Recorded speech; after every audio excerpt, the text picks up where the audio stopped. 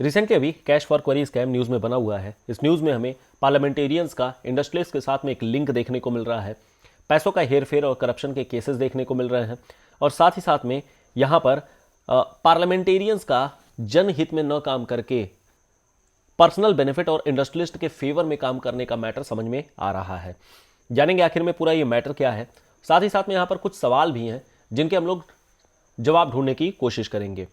पहले पूरा मैटर समझ लेते हैं। 3 कैरेक्टर हैं यहाँ पर। एक है टीएमसी की एमपी महुआ मोइत्रा, दूसरे बीजेपी के एमपी निशिकांत दुबे, और तीसरे हैं हीरानंदन ग्रुप।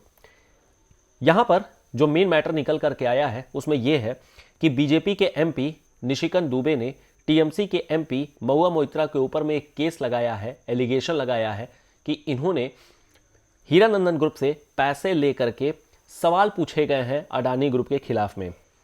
अडानी ग्रुप को पार्लियामेंट में घेरने की कोशिश की गई है, जिससे सरकार के ऊपर में एक दबाव बनाया गया है, और साथ ही साथ में अडानी के जो राइवल ग्रुप हैं, जो हीरानंदन ग्रुप हैं, इनको बेनिफिट पहुंचाने की कोशिश की गई है।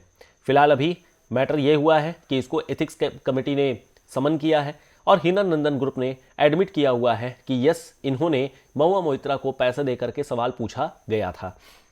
फिलहाल अभी ये निकल करके आया है कि लोकसभा की एथिक्स कमेटी ने इन सभी लोगों को सम्मन जारी किया गया है, महुआ मोइत्रा के खिलाफ सम्मन जारी किया गया है, और साथ ही साथ में निशिकांत दुबे को यह भी बोला गया है कि आप जो भी फैक्ट, जो भी साक्ष्य हैं इनके खिलाफ में, महुआ मोइत्रा के खिलाफ में, आप उनको प्रस्तुत करिए ताकि इसके आगे की कार्रवाई की जा सके, इन्वेस्टिगेशन की जा सके। एथिक्स कमेटी इस तरीके से न्यूज़ में आई है। तो एथिक्स कमेटी क्या चीज़ है? एथिक्स कमेटी लोकसभा की एक पार्लियामेंट्री कमेटी है जिसे 2000 में बनाया गया था। इस कमेटी का मेन काम होता है कि जो पार्लियामेंट के अंदर में होने वाले मॉरल और एथिकल कंडक्ट है उनको देखा जाए, इन्वेस्टिगेट किया जाए और उन पर एक रेगुलेशन बनाई जाए। इस कमेटी में 15 मेंबर्स होते हैं जो कि स्पीकर ऑफ लोकसभा के द्वारा नॉमिनेट किए जाते हैं। सबका टर्म 1 साल का होता है। एथिक्स कमेटी काफ़ी इंपॉर्टेंट होती है। कहीं ना कहीं किसी न किसी सभा को चलाने के लिए वहाँ पर कुछ मोरल और एथिकल गाइडलाइंस की ज़रूरत होती है। इन गाइडलाइंस के अलावा एक ऑर्गेनाइजेशन या कमेटी की भी ज़रूरत होती है जो कि इन गाइडलाइंस को चेक करे कि क्या ये गाइडलाइन पूरी तरीके से फॉलो की जा रही है या फिर नहीं की जा रही है। एथिक्स कमेटी जितने भी कंप्लेंट्स आती हैं अनएथिकल बिहेवियर की या अनएथिकल कंडक्ट की, उसको एग्जामिन करती है और उसको रिपोर्ट करती है। और अगर मान लेते हैं कोई भी केस है रिलेटेड विद करप्शन या फिर मिसयूज ऑफ पावर या फिर ब्रीच ऑफ प्रिविलेज को लेकर के, तो उसके खिलाफ में भी अपना एक्शन लेती है। इस कमेटी की रिकमेंडेशन लोकसभा के स्पीकर को जाती है और लोकसभा के स्पीकर उसी हिसाब से फिर अल्टीमेटली अपना कुछ एक्शन लेते हैं। हालांकि मैटर हम लोगों ने जिस्ट फॉर्मेट में देख लिया है, लेकिन फिर भी अगर आप डिटेल में जानना चाहते हैं कि इसमें कौन से कैरेक्टर और क्या क्या चीज़ें हैं, आप इस वीडियो को देख सकते हैं। फन फैक्ट यहाँ पर यह है कि इस पूरे मैटर की शुरुआत हुई थी एक कुत्ते के साथ में। तो क्या है उस कुत्ते का मैटर, आप चाहे तो इस वीडियो को देख करके पूरा मैटर को समझ सकते हैं। हम लोग आते हैं अपने वापस से अपने मैटर की ओर में, जहां पर हमारा मेन मुद्दा जो है वो है एथिक्स कमेटी। तो पहले जान लेते हैं आखिर में एथिक्स कमेटी का इतिहास क्या रहा है, ये कमेटी किस तरीके से पार्लियामेंट के अंदर में फॉर्म होती है, क्योंकि हमारा पार्लियामेंट 1950 का है जबकि ये कमेटी बनाई जा रही है 2000 में। एथिक्स कमेटी के लिए सबसे पहले 1996 में इसकी शुरुआत होती है। 1996 में कई सारे पार्लियामेंटेरियंस अल्टीमेटली जाते हैं अलग अलग देशों में और वहाँ के पार्लियामेंट्री सिस्टम को स्टडी करते हैं। वहाँ से इन्हें यह पता चलता है कि पार्लियामेंट को सही तरीके से चलाने के लिए एक एथिक्स कमेटी की भी ज़रूरत होती है, और इस वजह से उस समय के जो प्रिसाइडिंग ऑफिसर्स थे, इन्होंने इंडियन पार्लियामेंट की कॉन्फ्रेंस में रिकमेंड किया कि इंडिया में भी एक एथिक्स कमेटी होनी चाहिए।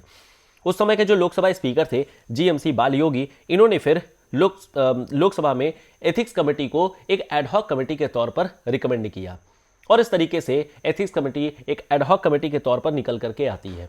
हमारे पार्लियामेंट में 2 तरीके की कमेटी होती है, एक जिसे हम लोग परमानेंट कमेटी बोलते हैं, दूसरी जिसे हम लोग टेम्पररी कमेटी बोलते हैं या फिर किसी स्पेसिफिक पर्पस के लिए बनाई गई कमेटी। जो परमानेंट कमेटी होती हैं वो होती हैं डिपार्टमेंट रिलेटेड स्टैंडिंग कमेटी, या फिर सिंपली इसे स्टैंडिंग कमेटी बोल दिया जाता है। दूसरी होती है जो एडहॉक होती है, जो स्पेशल किसी काम के लिए बनाई जाती है। तो उस समय 2000 में एथिक्स कमेटी एक एडहॉक कमेटी के तौर पर बन करके आई थी, और फिर उसके बाद से एक यहाँ पर कमेटी बना दी गई है कि आप रिकमेंड करिए कि एथिक्स कमेटी किस तरीके की आखिर होनी चाहिए। अल्टीमेटली बाद में इस कमेटी ने अपना रिकमेंडेशन दिया कि एथिक्स कमेटी को एक एडहॉक की जगह पर हमें एक परमानेंट कमेटी बना देनी चाहिए, क्योंकि लगातार हमें एथिकल और मोरल स्टैंडर्ड को हमें हाउस में देखना होगा, चेक करना होगा, रेगुलेट करना होगा।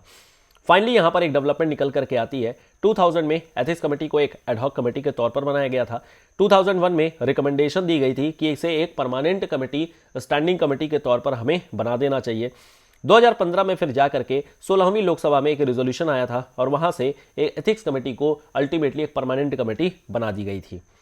2015 में ही कई सारे गाइडलाइंस वगैरह दिए गए थे, फाइनेंशियल डिस्क्लोजर्स हुए थे और कई सारे कॉन्फ्लिक्ट ऑफ इंटरेस्ट भी हमें देखने को मिले थे इस एथिक्स कमेटी के द्वारा।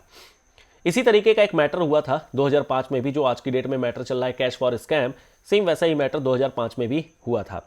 2005 के दौरान में आज तक टीवी ने एक स्टिंग ऑपरेशन किया था और उस स्टिंग ऑपरेशन से हमें यह पता चला था कि कई सारे पार्लियामेंटेरियंस पैसों के बदले में सवाल पूछ रहे हैं।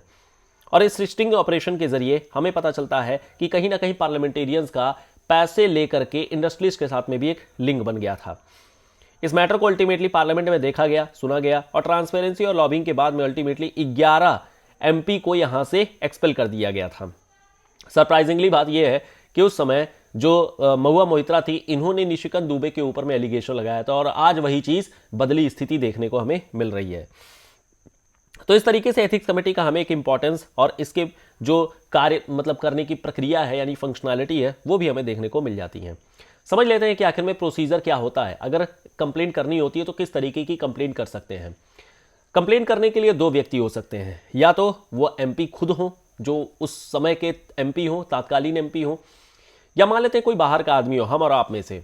अगर हम और आप में से किसी को लगता है कि किसी एक एमपी ने पैसे लेकर के फिर अल्टीमेटली जो होता है किसी को फायदा पहुंचाने की कोशिश की है या फिर पर्सनल बेनिफिट के लिए काम किया है, तो आप पूरे साक्ष्य, प्रूफ, एविडेंसेस, एफिडेविट के साथ में किसी एक एमपी को कांटेक्ट कर सकते हैं और एमपी के थ्रू ही आप जो एलिगेशन वाले एमपी हैं उनके खिलाफ में केस फाइल कर सकते हैं, यानी कि उनके खिलाफ में एक एथिक्स कमेटी में अपनी एक कंप्लेंट दायर कर सकते हैं।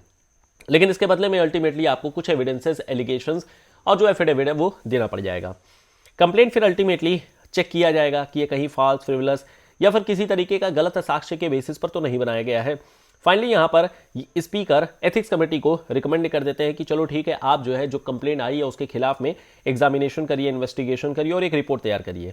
कमेटी रिपोर्ट तैयार करके अल्टीमेटली स्पीकर को वापस दे देती है। स्पीकर फिर अपना इंक्वायरी के बाद अल्टीमेटली उस पर एक डिस्कशन करा लेते हैं, आधे घंटे का डिस्कशन हो सकता है, हाउस के मेंबर के हिसाब से देख लेते हैं और फाइनली अल्टीमेटली एथिक्स कमेटी ने जो रिकमेंडेशन दिया है, चाहे तो वो या फिर स्पीकर अपने बिहाफ पर अपने हिसाब से, हो सकता है कि कोई यहां पर पेनाल्टी दिया जाए उन एमपी के खिलाफ में जिनके खिलाफ में कंप्लेंट दायर की गई है। तो इस तरीके से पूरी की पूरी कंप्लेंट, ये पूरी प्रोसीजर चलती है। यहां पर एक बात आपको जानने की जरूरत है, एथिक्स कमेटी जो मतलब कि पेनाल्टी देती है वो डायरेक्ट एमपी पर लागू नहीं होता है। स्पीकर ही डिसाइड करेगा कि आखिर में क्या यहां पर पेनाल्टी किस तरीके की दी जानी चाहिए। सेम इसी तरीके एक और कमेटी होती है जिसे हम लोग प्रिविलेज कमेटी कहते हैं। प्रिविलेज कमेटी जितने भी हमारे एमपीज होते हैं या फिर हाउस से रिलेटेड मेंबर्स होते हैं, इन लोगों को स्पेशल प्रिविलेज मिला होता है। कई तरीके के प्रिविलेज होते हैं। अगर मान लेते हैं इन प्रिविलेज का ब्रीच किया जाए, यानी कि इन प्रिविलेज को अगर मान लेते हैं कि ये लोग गलत फायदा उठाते हैं, कई तरीके से गलत फायदा उठाया जा सकता है, जैसे कि गलत फैक्ट दिखा करके इस तरीके से, तो हमारे प्रिविलेज कमेटी का अपना एक फंक्शन होता है।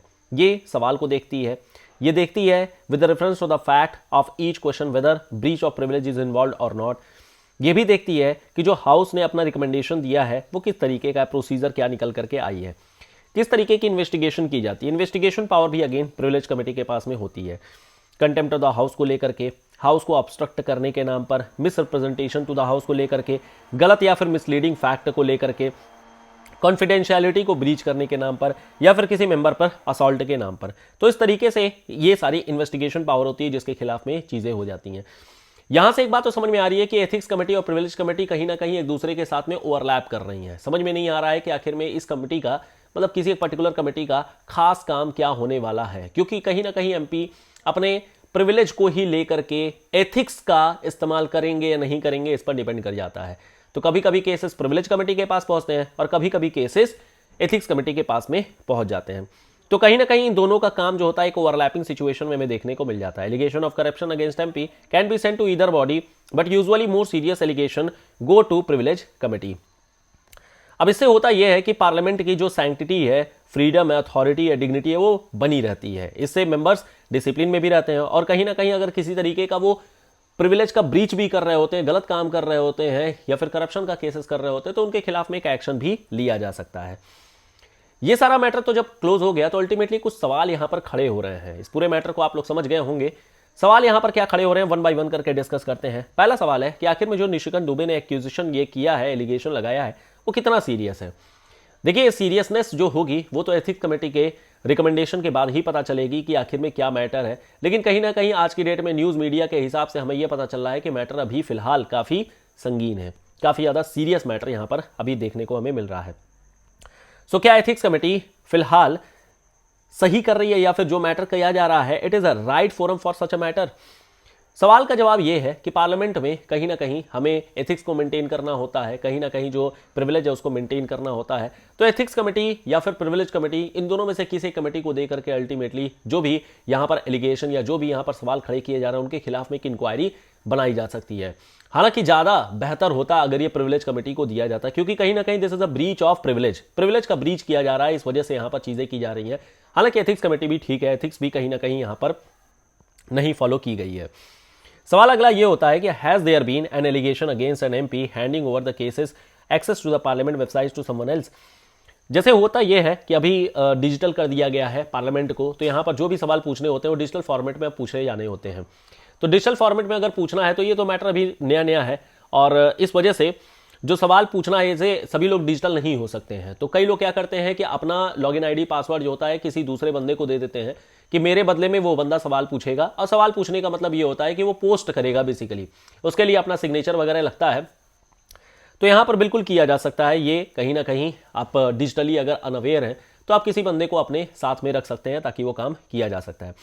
क्या ऐसा रूल है स्पेसिफिकली कि मेंबर जो है अपना लॉगिन आईडी पासवर्ड तीसरे पर्सन को नहीं दे सकते? फिलहाल ऐसा कोई भी रूल नहीं है जहां पर तीसरे बंदे को आईडी पासवर्ड नहीं दिया जा सकता। लेकिन हाँ, जिस बंदे को आईडी पासवर्ड दिया गया है उसको बताना पड़ेगा पार्लियामेंट में कि मैंने इस बंदे को अपना आईडी पासवर्ड दे रखा है।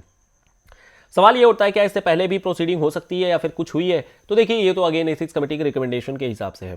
क्या कमेटी कितना टाइम ले सकती है to reach a decision and what punishment could it recommend? देखिए, अगेन डिपेंड कर जाता है, इसमें कोई टाइम लिमिट नहीं होती है। एथिक्स कमेटी अपने हिसाब से अपना रिकमेंडेशन तैयार करेगी, अपने हिसाब से चीज़ों को करेगी। अब यहां पर मेन सवाल यह आता है कि कमेटी क्या इस मैटर को इन्वेस्टिगेटिव एजेंसीज जैसे कि सीबीआई या पुलिस को सौंप सकती है? तो यहां पर सवाल का जवाब है नहीं। सीबीआई या फिर ये सारी चीजें जो होती हैं वो एग्जीक्यूटिव पावर में आ जाती है और जो पार्लियामेंट होती है वो लेजिस्लेटिव पावर में रहती है। तो लेजिस्लेटिव का भी अपना खुद का कुछ एग्जीक्यूटिव पावर होता है। तो ये पूरा मैटर पार्लियामेंट के अंदर ही सिर्फ चलने वाला है, ये बाहर एग्जीक्यूटिव रोल में नहीं आएगा। पार्लियामेंट अपने हिसाब से ही चीजों को देखेगी। अगला सवाल यह होता है कि Mahua Moitra has pointed out that his committee has an absolute majority of BJP members. अब यहां पर कई सारे पार्टी वाले इस तरीके से सवाल जवाब करते ही रहते हैं, क्योंकि एथिक्स कमेटी में जो इस समय पार्लियामेंट में अगर आप देखेंगे तो बीजेपी की मेजॉरिटी है, तो ऑब्वियसली एथिक्स कमेटी में भी मेजॉरिटी निकल करके आई जाएगी। तो इनका यह कहना है कि बीजेपी हमारे खिलाफ एक्शन ले सकती है। तो देखिए, कहीं ना कहीं जो सवाल जवाब होते हैं पार्लियामेंट के अंदर में वहां पर पॉलिटिकल इंटरेस्ट देखा जाता है। लेकिन अगर इस तरीके की इंक्वायरी वगैरह होती है तो नॉर्मली यहां पर लोग अपॉलिटिकल हो करके अल्टीमेटली अपना इंक्वायरी देते हैं। तो यहां पर अभी तक तो यही देखा गया है कि अभी तक अपॉलिटिकल होकर के ही चीज़ों को देखी जाती हैं। अगला इंपॉर्टेंट सवाल यह है, क्या MP potentially diverse decision in a court of law? क्या इस जो भी यहां पर रिकमेंडेशन या स्पीकर के द्वारा चीज़ निकल करके आएगी, क्या उसे चैलेंज कर सकता है? सवाल का जवाब है हाँ, बिल्कुल। इन सारी चीज़ों को जुडिशियल रिव्यू किया जा सकता है, इन सारी चीज़ों को कोर्ट में ले आकर के इसको वापस से इसको चैलेंज किया जा सकता है। ये बेसिक राइट भी आप इनको बोल सकते हैं और कहीं ना कहीं ये अपना एक सेपरेशन ऑफ पावर का भी केस हमें देखने को मिलेगा। तो कुछ सवाल यहाँ पर ऐसे हैं जिनके जवाब हम लोगों ने ढूंढ लिए हैं। ये सवाल आपके लिए काफ़ी इंपॉर्टेंट भी हैं। तो इस सेशन में इतना ही था और बाकी टेस्ट सीरीज़ के लिए या फिर डेली आंसर प्रोग्राम के लिए आप इन दोनों कोर्सेज को ज्वाइन कर सकते हैं। डिटेल डिस्क्रिप्शन दी गई है और यहाँ पर जाकर के आप चीज़ों को देख सकते हैं। फिलहाल कोई डाउट रहेगा तो आप इन सोशल मीडिया चैनल्स के थ्रू भी आप हम तक रीच आउट कर सकते हैं। फिलहाल इस सेशन में इतना ही, मिलेंगे नेक्स्ट वीडियो में। Till then goodbye, thank you so much, bye bye.